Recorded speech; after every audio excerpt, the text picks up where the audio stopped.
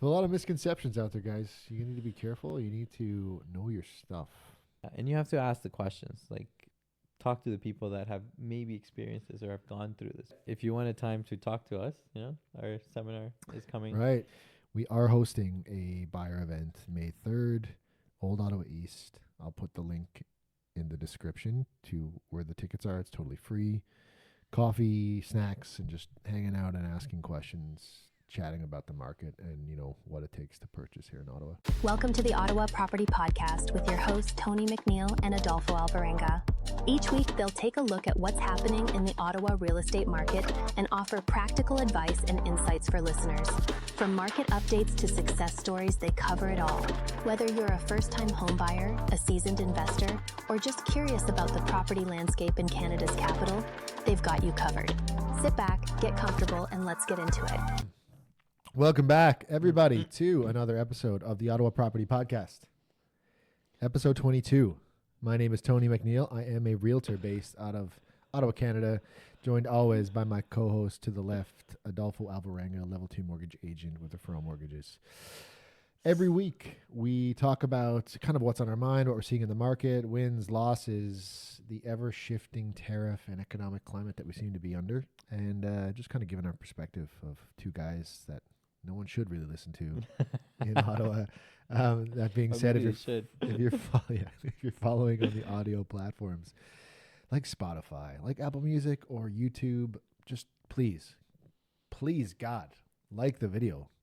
Give us a comment. Share it with someone you think could benefit from the nonsense that we talk about. Help us go viral. Yeah, I want to do a virus video. Sorry, two not quite boomers over here. No, seriously. Thumbs up. Yeah, there you go. Anytime you say like, I think, or thumbs up, this strange recording software. Anyway, that being said, share it with someone you like, guys. We just want to reach more people. We want to know that you're listening, and we want to answer any questions that you have. So that being said, Adolfo, what's up, man? What questions do you have today? What questions do I have today? Why are you so excited? Well, Why are you ecstatic? Well, please tell us. I was telling Adolfo off camera when I showed up today. It's been a bit of a kind of whirlwind 24 hours with some stuff going on at the office and some listing stuff. So it's pretty challenging. I'm the guy who wears it on his sleeve. I had a long night thinking about it. I'm up all night, brainstorming how we can kind of pivot from some of these issues that we were having with one of our listings. And I needed a win, man. I just needed a win. And then my phone just rang 25 minutes ago from John the Plumber. Shout out to John the Plumber on Colonnade Road. They gave me a call. I had entered an Instagram contest. I tagged Louisa in it, and we won tickets to the Sens game, Game 4, tomorrow night. Hopefully you're the lucky charm they need. It might be, right? To win a game. Hey, if that's the case, maybe they should fly to Toronto too. 100%. Yeah, they should fly me there. Hey, that's a good point. Yeah, I love that. John, you listening? You know what to do. No, but seriously, that's insane. I don't normally bite for those Instagram kind of contests, but it was a local business, so I thought hey, support. I'm not battling against everybody in Canada, and it did say open to Ottawa area residents at the bottom too. So we're fired up, man. I can't wait. It made my day. Technically you're a Gatineau resident, right? Yeah. Well, I mean, I'll work in Ottawa, so it's you need an ID to go collect. I'm like, is he? I'm like, is he texting me?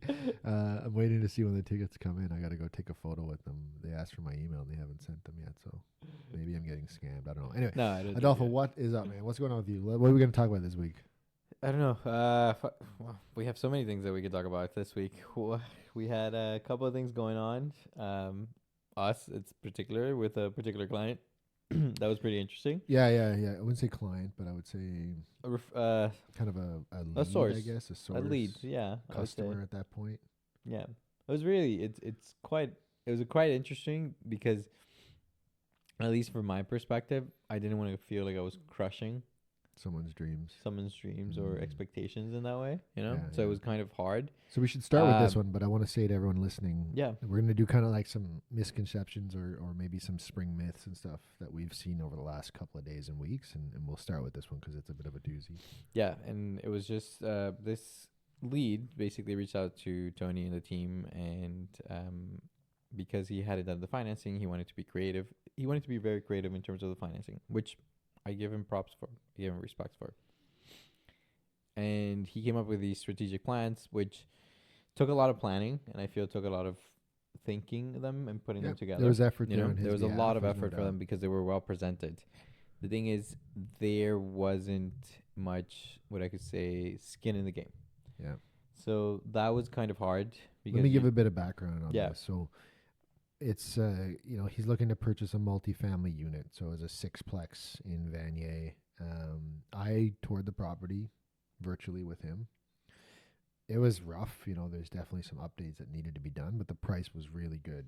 If you were to get this property in and around where we were kind of thinking, which was like maybe high sevens ish, 8, somewhere around there, like you could turn over some of those units and reinvest into the property, do some minor repairs, and you'd be cash flowing something special then, you know what I mean? The cap rate would be really great on that property. And they obviously saw that too. Yeah. There's a force appreciation aspect of there. Oh, definitely, right? Yeah. You could, if you had the bankroll to do it, you could turn around, refinance, and be on easy street with that type of property for sure. Now, there's inherent risk with it, but, to your point. That's where it was hard, right? Like, because like you said, you need some bankroll on it. You need some cash flow to complete these stuff. Yeah. These type of properties, like you typically anything 4 up, sometimes 5 up, you could squeeze 5 in. You need you need some down payment and funds to purchase this property Sure. to be able a good amount to be able to compensate like the purchase, right? Like, and it's more not like your typical 5, 10, 20%. Like, it's not specific. It's more of what's the income that the property is generating. Yeah. What's the expenses it has, And how do you offset? and how do you offset exactly? So they usually lenders will look at, or financial institutions will look at it covering there being a debt coverage of 1.2 times, so 120%. So the property's income has to cover 120% of the expenses, basically. So that's the easiest way to explain it. And if it's not the case, what they'll do is they'll drop the loan amount until it gets to that point. Right, and you're responsible for the delta. For the difference. Yeah. So then that's where you need heavy pockets, especially for properties where it's, like you said, like there's potential, but you need to appreciate it. You need the funds to purchase a property, but then you also need the funds to renovate it. Yeah. Which the renovation you could potentially get creative on and finance those, like through means of privates or construction mortgages or anything like that. But you still need the funds to acquire the property. Right. It's not as simple as just like, oh, I've got 10, 30K and I want to put this as down payment and then go from there. Let like there be a vendor take back, or there be like a lender that will give me up to like almost 100% finance. Like that's almost impossible nowadays, especially even on private. Like you rarely would see that. 100%. I think that some of the misconception with this specific scenario is that maybe the person wasn't really up to speed on what those interest rates would be, even though he didn't have the down payment to begin with. Like he was looking at, maybe I get a VTB, which is a vendor take back, which is kind of the vendor,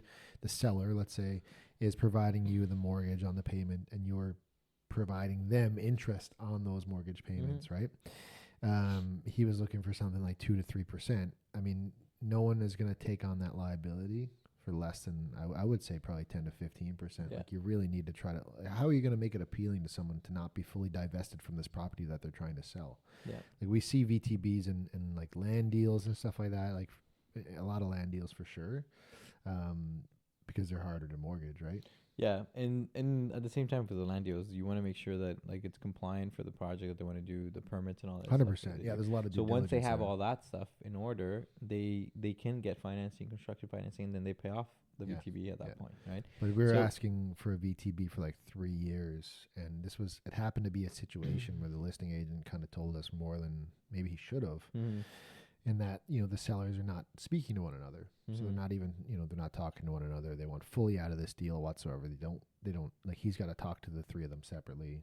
There's no communication whatsoever. There's 3 partners. Exactly. So it makes it very, very challenging to say, if someone looks at me and says, my people want out completely and be done with this chapter of their lives. And then we're going back to say, well, listen, hey, if you want to stick around for 3 more years, at 2 to 3% interest, it doesn't make any sense. Yeah, no one's going to, I can't say no one, but like you got to be in sincere desperation mode. And I don't think it was an issue of the property was probably cash flowing for them, even with a renewed interest rate. So like they're not in a financial hardship. So you're probably going to put up with someone you don't want to.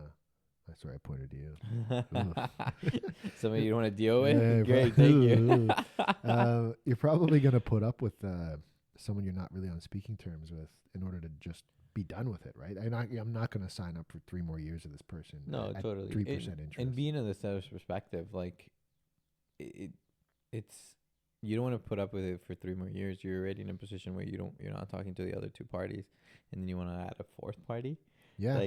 Like a 3rd party to like the whole mix. And it's like, even as a buyer, it'd be concerning because they don't talk to each other. So if they don't come to first getting them to come to an agreement would be hard. Even if the offer is incredible, then while you're doing the whole process of 3 years, can you imagine having to deal with 3 different and that they don't see eye to eye in any way? Like it's already difficult. Like, as a seller, I would be like, this is just going to be more headaches and more headaches at that point. If I'm already trying to get out of it because of the partnership failing, then that's hard. And that's when I usually tell, like, when I deal with clients and they're like, oh, we want to buy this together with a friend, or we want to buy this together with a family member. I'm like, by all means, that's perfectly fine. Like, I've seen partnerships work. I've seen purchases with other individuals like work. Yeah, not necessarily your immediate family member or your partner in any way, right? Like, but friends or cousins or like, in some ways. But what I always tell them is just think about this as if it's a marriage. Essentially, you're going into the property as if you're married. So then what happens, and I know that we live in a mentality of like, we don't want to think of the worst case scenario. What happens if one party wants to sell? It's a realistic. It's tough, right? Yeah. I mean, we've all been in relationships before, and it's very much like that. You're not going to see eye to eye on everything. And if some person wants out for whatever reason, if it's finances, or it's just like, I'm not interested in being a landlord anymore. I don't like the constant annoyance of the tenants texting me for things. Maybe there's a lot more upkeep and money out of pocket than they were originally barking for or paying for or barking up the tree for.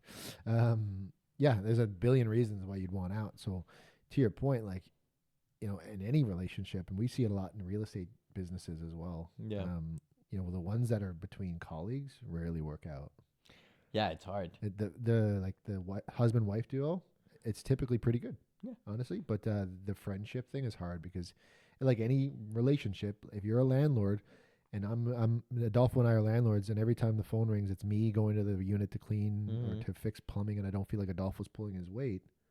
We're gonna have beef, right? If we're not able to talk about it and hash it out, that's the reality of it. Like, people who, and maybe this was the case with these 3 owners, is that they thought they were getting into a really good investment opportunity. Maybe someone told them it was going to be hands off, and it's likely not.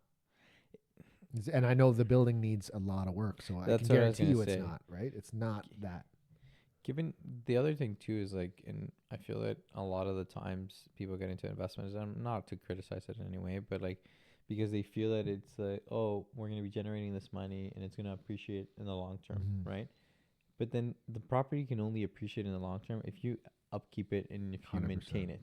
If you're just using it to your own benefit, and like, at some point you're going to have to put money into this. Yes. And if you neglect everything at once, it's just going to be the perfect storm, call it, at some point, right? And like, you're dealing with things like, sometimes, especially given Vanier, I can imagine like there's stuff that have been run down in some ways, like electrical, plumbing. Not to the. I'm saying the building, and like, it's an older building. You're not talking it was not a new build. It was very old. It was like, or purpose built. They're not purpose built in any way. It was actually. Was it purpose built? I think it would have to be. Yeah, it was like 3 stories, identical units on each side, long staircase up the middle. Like, it was definitely. I mean, the one in the Glebe is like that, and it's not purpose built. Yours? Yeah. Okay, it's not, eh? No, it was converted at some point. Okay. But Yeah, maybe then. It's very. It reminded me of your hallway. Yeah, okay. Yeah, when Sarah was in the middle of the apartment. Yeah. Interesting. I didn't know that about yours. Yeah, it was converted in 1989, which is actually the year I was born. 1989. Okay, interesting. So was this one, actually. Okay, maybe you're right then. Yeah, so if it was converted, it could even come with more challenges. And I'm telling you, right, the insides of these, One was renovated, and it was quite nice, and it was getting the highest rent roll. Yeah. The other ones, like, oh my gosh, man, like I was so in and out of these. You're like, thank God this is a video Oh, call. We man, can get oh, it. man, oh, man, oh, I man, can oh, kind of man. control where we're going and stuff like I'm that. telling you, I showed him everything, but it's just like, you know, it was one of the couple of units where you're like, I need a shower after this tour. Like I'm And gonna burn my socks on the sidewalk type of thing. But that's what I'm saying. That's the hard part, and it's if you don't keep up with these type of properties, then you go and try to sell it at top dollar. Never You might gonna not get happen. top dollar, No, and like no. the tenants you like you could attract like and stuff like that. Like it just Yeah. becomes a circle, right? So I've looked at the property information and history on this unit specifically, and the purchase price versus what they're selling it for are identical. So they literally just won It's out. Just one out. They're We not covered the making down any payment. money. But even then, they have to pay the realtors at that point too. Sure. So Yeah. they're on a loss. Yeah. Plus any penalties that they could have on the mortgage. Yeah, I think it was 5 years they made it through because they bought it in 2020 or something like And that. they're selling at the same price. But I'm sure they bought it when it was, and it probably needed work because I'm like looking at the previous listing and it all looks the same. They just did. I'm looking at the listing agent and be like, did your clients do anything to this in the last 5 years? Like, just be honest with me. Like, have they touched it? No. So the thing about that is like it's interesting. Obviously, we don't know what happened, but like if we can kind of try to be detective here, it's either they didn't have enough funds afterwards to complete the project that they may have thought that was going to happen. Perhaps, yeah. Or the pandemic kind of maybe messed things up escalated because it. of like the rates going up, like and the funds that they would have gotten from that, they could have been into that. I mean, there's a But- lot of speculation. Yeah, there. yeah, of course. There could be like they thought because the rents on some of these are very, very low too. We're talking like one bedrooms in the 700s. Oh, wow. So that's less than 50% below market rate on on these. So, what was I gonna say? So maybe their plan was to buy it and maybe do a renoviction or something like that. Like anyway, I'm just speculating. I'm not saying renoviction's right or wrong. Yeah. But like that's how a lot of people want to invest in properties and force appreciate and then kind of. Sorry, jeez, man, my mind is gone. I'm just thinking about the senators here. Tony's mind is And on then the tickets. refinance the property to get their cash back out. Maybe they had trouble getting these tenants out. Like we were talking about it with the listing agent. He said, "Yeah, I've spoken to some of the tenants. They're willing to leave, but they want $10,000 to $20,000 incentive to go." What? Yeah. So like, well, they know that they're not going to find anything that cheap ever again, man. Like if they move out, like a one bedroom is going to cost, like, even a crappy one bedroom is going to be like the Double of worst. what they're The paying. worst one bedrooms in Vanier are probably still going for $1,000 or $1,100. That's interesting because like at the end of the day, that property might sit there for a long term because of that. Yeah, and it's just getting every day that goes by, it's just getting more and more distressed.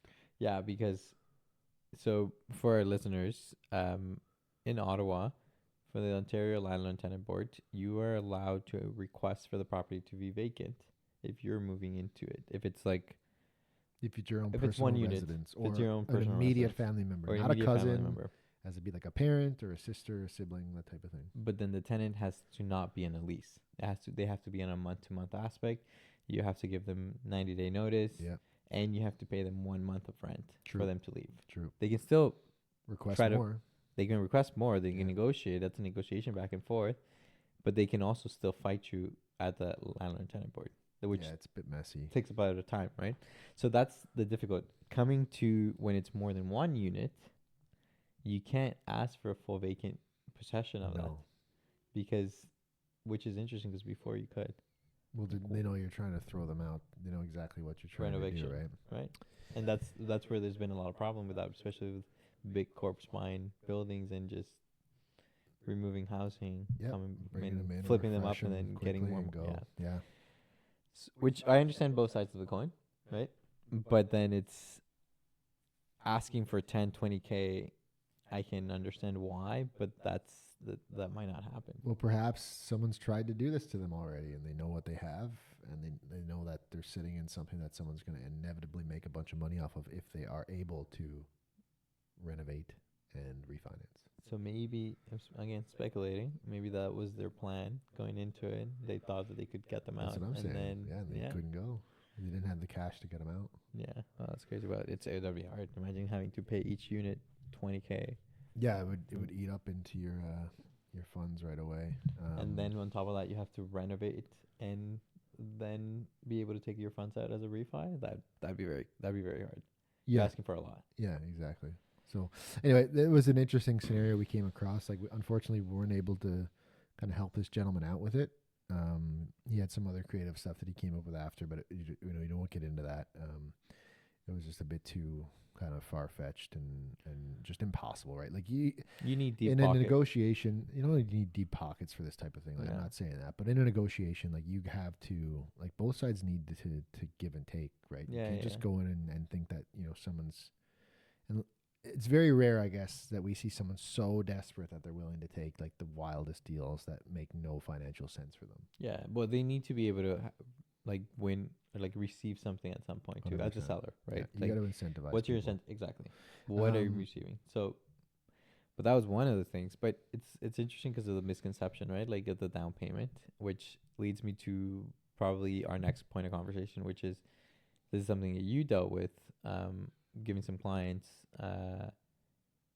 when you were putting in an offer, requesting a deposit, right? Yes. Okay, and I'll tell you all about this story. I'm in a little bit of a crisis mode with this listing, so I just want to make sure that it's being taken care of while I'm in the background here. Sorry, everybody, but yes, okay. This is a very good common misconception. We're dealing with someone we're helping with a purchase and a sale, so they're selling their property in order to purchase something else. Doesn't matter where. We're not going to get into the specifics of it, but I want to just kind of like shed some light on it if you are buying and selling. What that looks like, because a lot of the time we're getting the question, like, do I buy first or sell first? Yeah, we talked about it last week too, right? Yeah, it's one of the biggest like real estate conundrums of all time. Like, it really depends on your specific situation. So we just listed their house, and now we're searching for properties while hopefully we're marketing and selling their property on the back end. Now, their mortgage advisor has said that it's very important that they sell first, because they're not going to have the finances to carry both properties. Like, a bridge loan doesn't sound like it's really okay. going to be very possible for them, because they're buying and selling in the same kind of price point, and it's not a low price point, so it's going to be there's no big gap. It's kind of like a transfer, so it's going to be two big mortgages to try to bridge. If they're going to be able to do it, it's probably just for maybe a week or two, I guess. I don't know. Again, don't know the specifics of that, but while we're out house hunting, it came up, if we like a property, like, how do we proceed on that? I hate to assume. I really should get better at that, but we need to be a bit more detailed on our end about how we're explaining the process to people, even who have bought and sold multiple times, because it wasn't necessarily apparent that they knew that they needed a deposit to put down on this property. Yeah. So, their money is tied up in their current home. They don't have the liquidity to, to take 10 to 25 to 50, whatever the deposit is that the seller is, ideally looking for, to put down on this property. I mean, anyone who doesn't know, who's listening, the deposit does go towards the down payment at the end of the day. It's not an addition to, your mortgage agent or whoever you're working with on that will work with the lawyers to make sure those finances are all transferred together on closing and put towards the mortgage. That's kind of automatically done by the lawyers at that point. I hear they you. they just kind of add that's their statement of adjustment is basically says like the deposit was given to the realtor. The difference between this and the down payment per se is that it goes directly to the brokerage, the listing brokerage, right? Yes, thank you. So then they are able to release it afterwards, after the closing, after the lawyer instructs it and stuff. Yep. This is being released to the seller. A deposit is held by the real estate trust account, but it's a show of good faith, really. Yeah. The seller doesn't get to touch it, but you need to have some skin in the game too, right? And before 2017 and before 2021, a lot of places had very, very low deposits. So you would see deposits of like $5,000, $3,000, $7,000. And after we saw cliffs like 2017 or the pandemic shift, if people didn't have a big deposit, they would just walk away. Yeah. We saw it in Guelph specifically, where I was working at the time. Say if someone from the GTA came out and they put down $5,000 on a home, and then when the home went to close in 2017 and it was worth less than what they bought it for, they just say, "Well, screw it. I don't want $5,000 is nothing to me. I don't want to deal with it." We Yeah, would but then just that's simply why they walk were away. asking for more now. Exactly. Yeah, Which yeah, is you're why we talking do that. 20, 25 now. Depending on the in price some point, for ways. sure, right? It's usually relative. Like, my old broker record used to say 5% should be a minimum on all down payments, which is a little bit like high, I gotta say, but On down payment or on deposit? on deposits. Sorry, Okay. thank you. So like you just gotta show a good faith, right? Yeah. If you're looking at $1 million property, we definitely recommend at least 10, if not 25 or more. 25,000. Thousand. Not Thank percent. you. Not percent. No, you're right. I'm not being very clear today. Thank you, Adolfo. Anyway, fast forward. They didn't necessarily know that they needed to have that funds available to put down within 24 hours of an accepted offer. You got to show that deposit. It's got to go to the listing brokerage, Yeah. and it gets held in the trust account until closing. If for some reason your conditional period, anything goes wrong, that money comes back to you in full without deduction. Yeah. But you need to have it. You need to lock up the property, and simple as that, right? So, what do we do? So that's interesting because then it goes back to what we always say, like it's taboo in a way. This is where I feel that a line of credit is key and a credit card is key, but especially the line of credit when it comes to borrowers, because I've done it in the past. They didn't have the funds for the down payment. Most of their funds were, for the deposit. Most of their funds for the down payment and for the transaction was stuck in the home, like in the sale of the home. And they can't liquidate that, and they need to put a deposit in for the purchase. Like you said, it's a sign of good faith, right? So I've had clients go open a line of credit, or from their line of credit that they have, pull the funds for the deposit, give the deposit, and then at closing pay off the line of credit. Right. Or the other option is to get a parent or a immediate family member, Sure. support them with that, right? Good friend. It just depends. Lottery Exactly. ticket. It just kind of depends on like their availability. Friends is hard because they're not immediate family members, but immediate family members is when we consider it somewhat as a gift, right? But what I would always say is like open the line of credit, put in the deposit, just make sure that you have a proper paper trail Of where this money's coming for from. all this stuff. Yeah, of course. Correct. Because you need to be able to, $10,000 fall from the sky. and just like, okay, well, we put that out of the line of credit. You have to still be able to prove this to the lender that, hey, Yeah. we took this out of this so that we could put it for the deposit for this. Here's the paper trail. Here's the withdrawal. Here's the deposit draft that was done to the brokerage. Here's then the deposit back that we paid it back. If for whatever reason they have some funds to pay it back, like it's happened before that they eventually get, they withdraw. So the example I had was they were waiting to withdraw from the RSP, but we know that the RSP takes about 4 business days, give or take, for the funds to arrive. They need to put the deposit in 24 hours.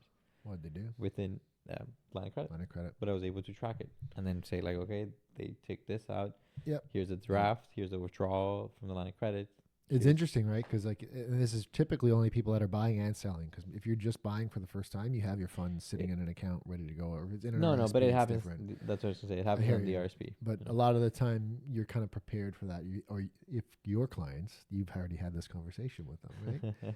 So whereas me on the other hand, like it was fine. We had a backup plan for what they were going to be able to do, but it was something that I remember finishing the show and going, yeah, I guess I can't assume these things, right? It's hard because like and it's rightfully assumed is people have gone through transactions multiple times. Yeah. You expect this to kind of be a norm, but yes, you are correct. It's hard. We might not be best not to assume things in different ways. What was the other misconception we were kind of chatting about? It's the misconception that I could say is like believing that credit is bad. Like these are the opportunities where credit is good, like where you could use them as opportunities to leverage in some way. Like, yes, you are paying interest, but the interest you're paying is minimal for the amount of days. It's just based on the days that you're taking that funds out. Yeah. So it's kind of like this is a way to use what you have available, like in a way that would benefit you. I'm not saying go rack up credit card debt, go spend it, go on your trip. No, it's more of like have it available. It doesn't affect you if it's available. It only affects you if you use it. Right.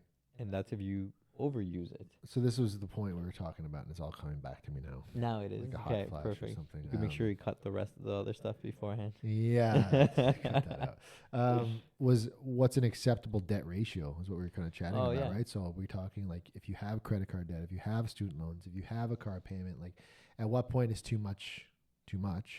And there may be people listening that go like, well, I have a little bit of this and a little bit of that, and they consider that all debt is bad debt. I can't afford to buy a house, when it may not actually be the case. So that's kind of I get clients and like, well, I'm trying to save up for the down payment, or I have the down payment but I want to pay off this debt, so like which avenue should I take more? And it's case by case. A lot of the times it's case by case. It just depends how much is your debt, what type of debt is it. If it's credit card debt, then a lot of the times we see it's like, let's try to lower down as much as we can if it's a big amount, right? If it's a minimal amount, you're talking $5,000, as long as their incomes make sense, we can push it through. Like I had a client this week actually where he bought a Best Buy a TV, and you know that they offer 0% financing and stuff like that, but it's still on your debt, like it's still considered a debt. And he's like, do I have to pay that off? And I'm like, so I'm doing the calculations on our ratios, which there's two of them called a GDS and a TDS. So GDS is based a ratio based on just the household expenses, mortgage payments, principal and interest payments, property taxes, and your heat, while the TDS is all that I just said for the houses, plus any card debt, credit card debt, student loans, you name it. So basically anything that goes on your credit bureau, right? So he's like, do I have to pay that off right now? Like I can. And I'm like, no, it's fine. And because he was concerned about it needing to be done at the time of approval. Right. I'm like, no, your income is enough to carry that for now. And if you want to pay it, that's up to you, but you don't have to pay it right now. And he's like, it's beneficial for him not to pay because he already paid for that, allowance to have it on a 0%. Right. They charge like 1% balance. Okay, got you. So he can take his time to pay it down. He doesn't need to pay it off. Exactly. He has already paid this extra 1%. And I want to add too, like just these are really good points that you're making in terms of the debt stuff. And we've seen it, like I've certainly seen it with clients where like, we enter a financing condition. Yep. And we hand ADOLFO the documents the first day and we say you have 5 days to deal with this. Go work your magic. Like say if you do have some debt and you're not sure about it, like he'll run the numbers or a mortgage broker will run the numbers. And if it doesn't make sense, like you can have a condition after you remove your financing condition to say like, you agree to pay off this credit card debt by closing. Yeah. Yeah. And maybe it is only a couple $1,000 and hey, you can be approved. The numbers make sense if you get rid of this credit card debt. Yeah, and then we just need to pay verify it before closing, right? We just need to verify that you have the documentation to confirm that you paid that off, and where did you pay that off from, right? Exactly. So it's happened in the past, and it's actually a good point because like it's happened in the past where they have some credit card debt, it has to be paid off, but the closing is in 2 months from now. Exactly. So then it's like it gives them enough of their paycheck 100%. to get to that, not just for debt, but also for down payment. It still gives me enough time to say, okay, they're accumulating, they're short a few $1,000. Okay, they've got a couple of paychecks coming up that we're going to add that to the down payment. We're going to add that to the down payment. So it's just knowing based on experience, okay, how much extra do we need to get you there, and being confident enough and knowing, talking to your lender, talking to your clients and being like, okay, this is what's going to happen. Can we waive this condition with the condition that we're going to do this? Yeah, sure. You know what I mean? So like this is where like it's experience comes into play a lot. And it's like, yes, we can do it because at this moment you're not there, but you'll be there in the next 2 paychecks. But then as long as we have closing later, it can work, right? Yeah. So there's ways around it, right? Totally. All debt is not bad debt. And we understand everybody's carrying a bit of debt these days, especially with, prices the way they are and, wages not necessarily keeping up with the pace of inflation these days. So totally. And like student loans, like say for example, they're like I find it a lot of times people are thinking like, oh, I'll get into the market when I pay off my student loans. If I'm honest, student loans is one of the cheapest debts that you can have. Yes, keep it as long as you can, like unless you really want to pay it off. But if not, pay that last, pay any credit card debts or unsecured debts that you have, or save for the down payment. But just that one's one of the cheapest debts. Like The other thing that we were thinking or we were talking about just before was like, and I know that we've probably said this a couple of times, but we're going to say it again because we just saw it happen, or Tony just saw it happen. Yeah, this is right. This just happened. Don't buy a car or at least a car before you get the keys of a home. Please, if you are please planning don't do it. on buying a home, do the car after. You get the keys, not after you go firm on your purchase. So, especially not after you go firm on your purchase. That's the worst time you could do it. Yeah. To Adolfo's point, I have a showing booked tomorrow with a new client, but the house had been conditionally sold earlier this week. No big deal. Like I'll keep conditionally sold properties on my showing kind of schedule because you don't know what could happen, right? Yeah. So I got a message just before we sat down to record this, saying, "Tony, you're in good luck. Your clients are having good luck because the property's back on market. The person that bought this, their financing didn't work out because ... Would you believe it? ... They bought a car before the house. They just bought a brand new car." Which I'll give them, like, luckily for them, they had it firmed up. And then they found that out afterwards. Really bad. It was still in their conditional period where they found out. But yes, like, buy the car after. You can wait, rent a car. It doesn't matter. Yeah. Buy the car after because for the house purchase, it affects you.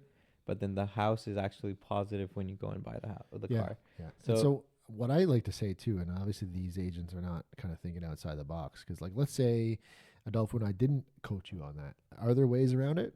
Totally. I think so. It's just a little more complex, It does. complicated. You have to sell the car. You're going to sell the car, and it might be to a family member or a friend, and then they can sell it back to you after closing. Like, there's ways around it, guys. But paying tax on this every time you That's what I was transfer going to say. It's going to cost. It's going to cost. But I mean, if this is the house that you got to have.